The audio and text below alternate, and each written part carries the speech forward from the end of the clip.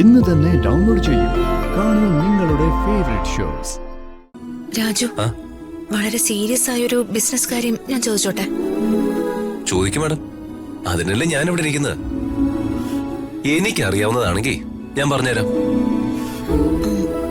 നമ്മുടെ കമ്പനിയിൽ ലോഞ്ച് ചെയ്ത ഒരു പുതിയ പ്രോഡക്റ്റ് സെയിലില് പിന്നിലായി പോയി. പക്ഷെ അത് വിറ്റഴിച്ചേ പറ്റൂ. അതിനെന്ത് ചെയ്യണം? ഏത് പ്രോഡക്റ്റ്? വെയിറ്റ്,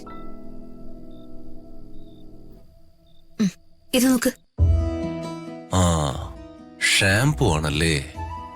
അതെ. ഇത് മാർക്കറ്റിൽ വീണുപോയോ? വീണു പോയെന്ന് പറയാൻ പറ്റില്ല, സെയില് കുറവാ.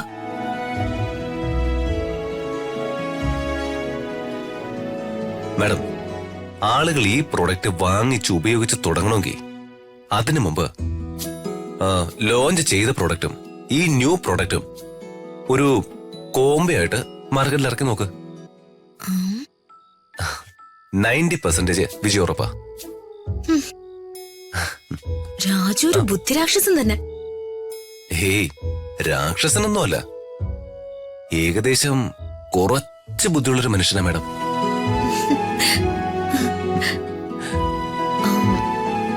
രാജു, ഈ മാഡം വിളി എന്ന് അവസാനിപ്പിക്കും?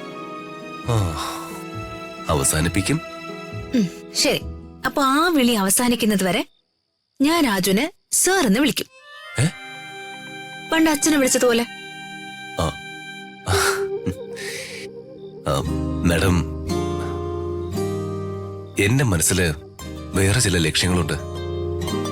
അവിടേക്ക് എത്തുന്നത് വരെ നമുക്ക് മാഡവും രാജുവായിട്ട് തന്നെ തുടരാം. എന്നോടുകൂടി പറ രാജു. മാഡത്തിന്റെ അമ്മയെ കണ്ടെത്തണം. പത്മാവതി വർമ്മ എന്തിന് മീര എന്ന പേര് മാറ്റി ആൾമാറാട്ടം നടത്തി ജീവിക്കുന്നു എന്നറിയണം.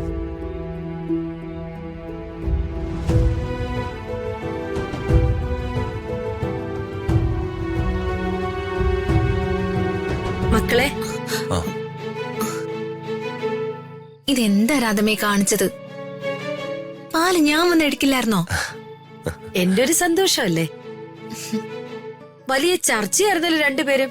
ആരെ കുറിച്ചായിരുന്നു? അത് രാധമ്മ. അമ്മേ, അച്ഛൻ ഉറങ്ങിയോ? അച്ഛൻ ഉറങ്ങിയിട്ടൊന്നുമില്ല. നീ മോളോട് കണ്ണുകൊണ്ട് കഥകൾ കാണിച്ച് വിഷമിക്കുവൊന്നും വേണ്ട. പറയാൻ പറ്റാത്ത കാര്യമാണെങ്കിൽ അത് പറയണ്ട. തീർന്നില്ലേ പ്രശ്നം? എന്റെ അമ്മയുടെ അടുത്ത് ഒരു തരികിടെ നടക്കില്ല. എന്റെ അടുത്ത് തരികിടെ എടുത്താലേ ഇടയ്ക്ക് ഞാൻ